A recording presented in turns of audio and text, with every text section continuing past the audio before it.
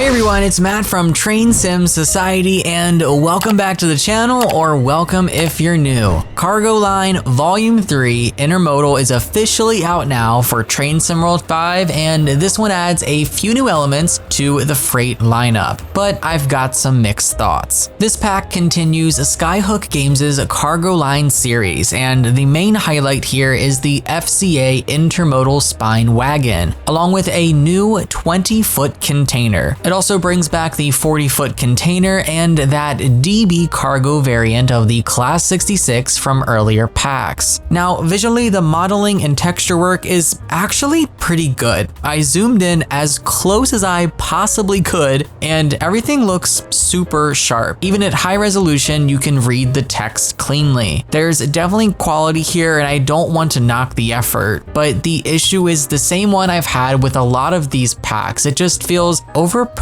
for what you actually get. The wagon itself is a spine-style design with locking points between the bogies. It's got buffers at one end and a permanent connecting bar at the other, so you'll often see them paired up. They also made a big deal about the dynamic container loading, where some wagons spawn loaded and others don't. And while that is a nice touch, it's honestly not something you really notice while playing. Now, gameplay-wise, here's what's included. For West Coast Mainline, London Euston to Milton Keynes, there are 3 scenarios and 21 new services. And for East Coast Mainline, Peterborough to Doncaster, 3 scenarios with 12 new services. It's important to note, though, that these are substitution services, so the FCA wagons are replacing the native intermodal trains that are already running on those routes. As for the scenarios, they're there, but they don't really feel like proper handcrafted scenarios in my opinion. They're more like basic timetable services that have just been repackaged into scenario format. There really isn't anything unique or dynamic about them. There's no special layers, weather effects, or branching instructions. So if you were hoping for that kind of depth with the scenarios in this pack, I'm afraid it doesn't really offer it. That said, I still gave a few of them a go on the West Coast Mainline and enjoyed them for what they were. They run fine, they're pretty straightforward, but they don't really offer anything we haven't seen before, and that ties into my biggest issue. This just doesn't feel like it offers much value compared to previous volumes. The $14.99 price tag feels a little too steep for what's here. If this was, let's say, 20% cheaper, I'd probably say go for it, but as it stands, I'd only recommend it if you really love intermodal freight, or if it's on sale. If you guys are on a budget,